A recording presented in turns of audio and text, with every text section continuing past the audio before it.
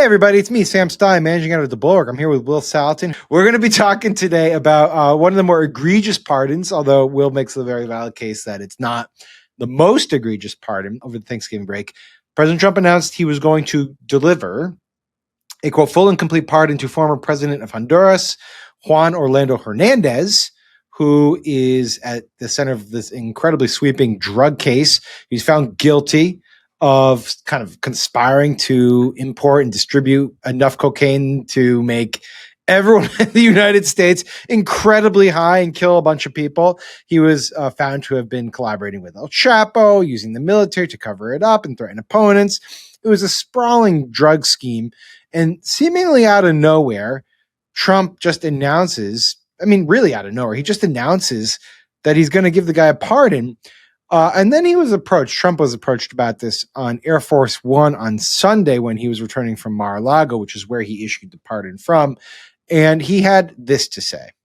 The people of Honduras really thought he was set up and it was a terrible thing. He was the president of the country. And they basically said he was a drug dealer because he was the president of the country. And they said it was a Biden administration setup. And I looked at the facts and I agreed with them. What evidence do you share that he was set up and that he wasn't? When you take a look, they could say that you take any country you want. If somebody sells drugs in that country, that doesn't mean you arrest the president and put him in jail for the rest of his life. That includes this country, okay? To be honest, if somebody does something wrong, you put the president of the country in jail. They said it was a Biden setup. It was a Biden administration setup. Will, what do you make of this? It's like hard to kind of put your head around all of it. Okay, first of all, Trump says that the people of Honduras told him to pardon this guy. The people of Honduras did not tell him to pardon this guy, right? Why? Wait, hold on. You don't think Trump's been like doing push polls and things on the Honduras? No. He's got his finger on the pulse. There's another place where Trump says that many friends of Trump's, it told them to do it. So many friends of Trump's are not the Honduran people, right? The Honduran people to Trump are just another one of those brown people that he doesn't want in America, right? But the friends of this former president of Honduras are connected with the friends of Donald Trump. And they sort of, through the back channel, through Roger Stone and some other people, clearly got to Trump and told him to pardon this guy. And the case, then there's the case that they used. And when Trump says in that exchange on Air Force One that they only went after this guy because he was the president of the country, that's wrong. They actually convicted him in a U.S. court of drug trafficking based on lots and lots of evidence. This guy literally took bribes from El Chapo and stuff. But also, the fact that the guy was a former president is a part of the reason why Trump identifies with him. He is a former president who was convicted of a crime. And Trump says, in that exchange, that includes this country going after a former president. So he's basically saying the Biden administration went after this former president. They went after me as a former president. So he has this brotherhood with this convicted criminal. Yes. And I just think it's worth and again, I didn't really know much about this case at all. So I'm not pretending to be an expert, but the basic facts are pretty available for anyone who wants to do some preliminary research. And they pretty clearly undercut everything that Trump's talking about. So for instance, yes, the prosecution of this ex-president did happen during Biden's term. It concluded during Biden's term in office, but it originated in Trump's first term in office. Okay. Hernandez was sentenced to 45 years in prison, but the prosecution started under Donald Trump. So that alone is sort of silly. But the thing that really tickled me, and they're saying, well, this is just a classic Biden era prosecution, a corrupt lawfare going after political foes. The lawyer who went after the president's brother, who was a congressman in Honduras and was found to have assisted in all of this, the lawyer who did that was an assistant U.S. attorney at the Southern District of New York. You may know the name, it may ring familiar, Emil Bovee, who was Trump's personal lawyer, who then went on to staff Trump's Justice Department and do all the corrupt stuff around Mayor Adams, and then got rewarded with a judgeship. So under Trump's weird, the White House's weird argument, Bovey was in on some sort of lawfare prosecution of this scheme to entrap the Honduran president. It makes no sense whatsoever. Yeah. Okay. So first of all, Sam, the fact that Emil Bove was directly involved in this tells you that Trump didn't do any vetting of this at all. Like, I don't know what was the channel by which these guys got to Trump and said, "Hey, this guy's like you, victimized former president, lawfare, all that stuff." If Trump had just put out the word to like his most senior justice people, like Bove would have been included, of course. Bove would have raised his hand and said, actually, I was actually involved in this prosecution. Right. So this wasn't cleared with anybody. And by the way, Sam, as we speak, there still hasn't been any follow-up from Trump about he's made this. Clearly, he was unprepared. He didn't know anything about this case other than he was told this garbage about the Honduran people and the victimization of this guy. So there was no vetting, and he still, to this moment, doesn't have a good defense. Bulwark Takes is sponsored by Aura Frames. This holiday season, I have a lot more gifts on my list than good ideas. If you're looking for something with a real personal touch, I have it on good authority that Aura Frames will crush it. The producer who wrote this ad attests that the Aura Frames he gave his family were a hit last year. In fact, Sarah Longwell has one in her office that she swears by. I've seen it. Looks nice.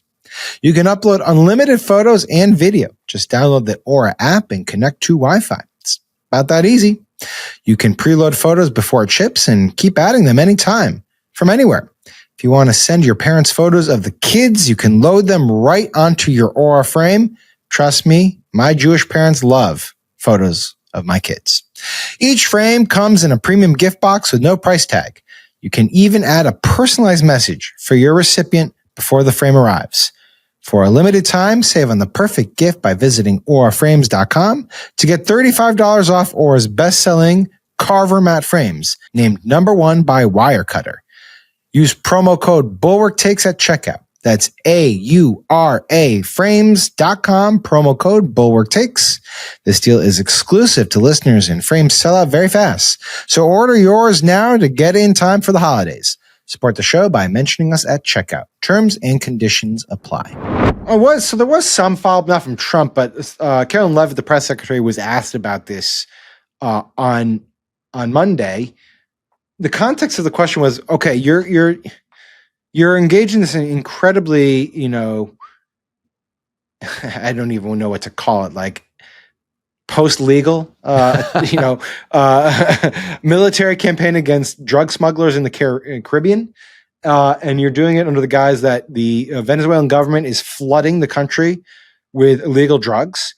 At the same time, you're pardoning this ex-president of Honduras. Like, how does this make sense? Like, aren't these two things in direct contradiction? How are you giving leniency to the drug kingpin, but going after the drug smugglers? And this is what she had to say. The people of Honduras have highlighted to him how the former president Hernandez was set up. This was a clear Biden over prosecution. He was the president of this country. He was in the opposition party. He was opposed to the values of the previous administration, and they charged him because he was president of Honduras. There were some other egregious facts that came out during this trial, and I would encourage you to report on them. His court-appointed lawyer was only given 3 weeks to prepare for trial.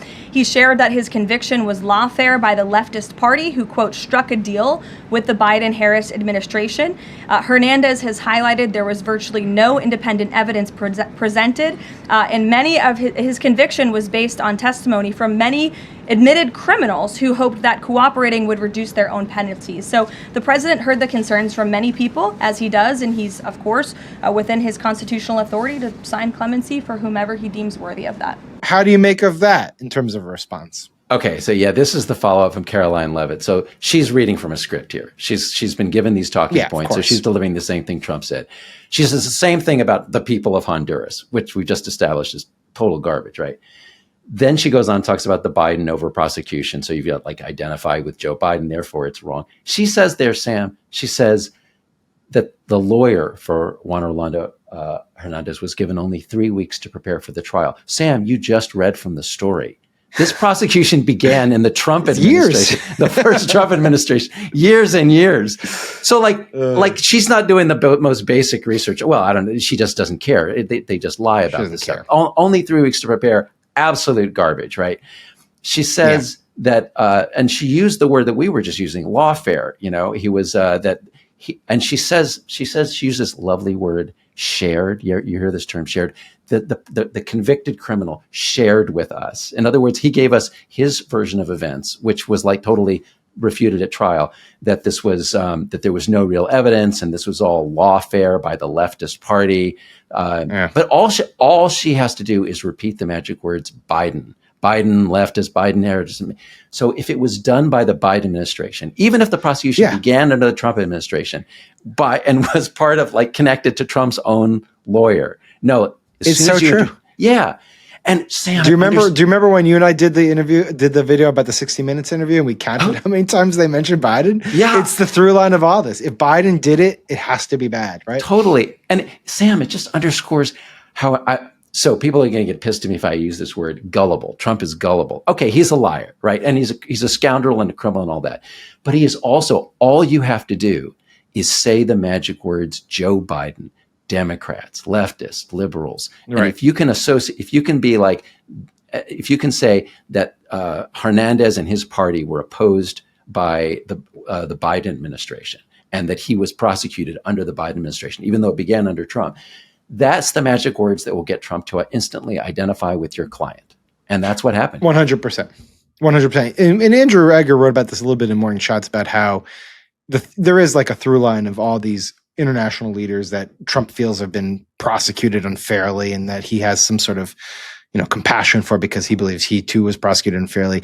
And you did reference it. It appears, I think it's been supported, but publicly, Roger Stone, a longtime Trump ally, has been advocating for Hernandez's behalf. I just want to end though on, we're sort of making light of this. I don't think it's obviously something to make light of, right? It's ridiculous.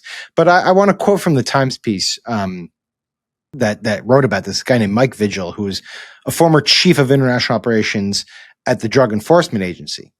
So he no longer is there, but he was there. The Times writes, he reacted with disbelief to the news of the pardon.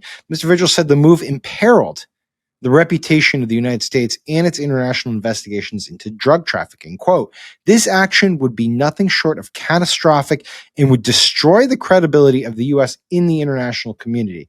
And that is true. If you're going to just start pardoning the people who run this stuff, it's hard to imagine how that actually gets you to the policy objective that you ostensibly want, which is to eliminate or limit the drug trade.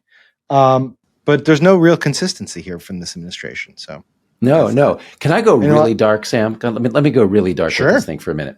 Why not? So one of the things that Caroline Leavitt said in that press conference was that some of the testimony, she said the testimony against Hernandez came from admitted criminals. Well, that's how you get a drug kingpin, right? You get the people in the organization to testify against him. But who do they think's going to testify against the guy? Right. But here's where the dark part comes in.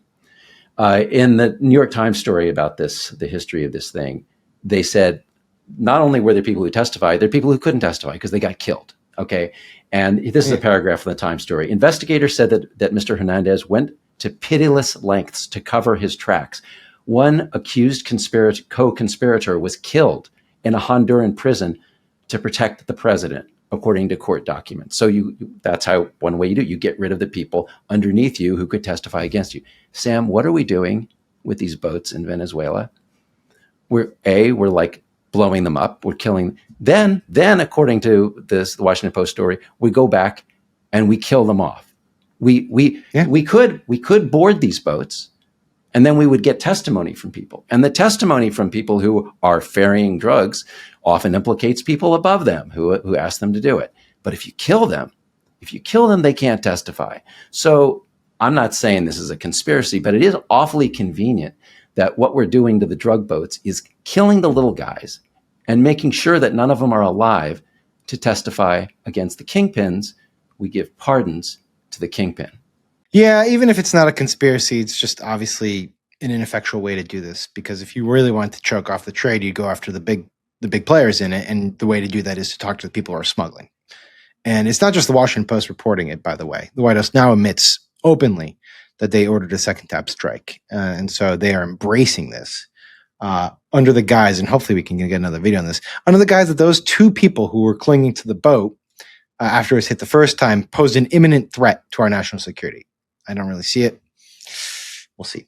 All right, Will, I appreciate your expertise in the drug trade. I knew I tapped the right person.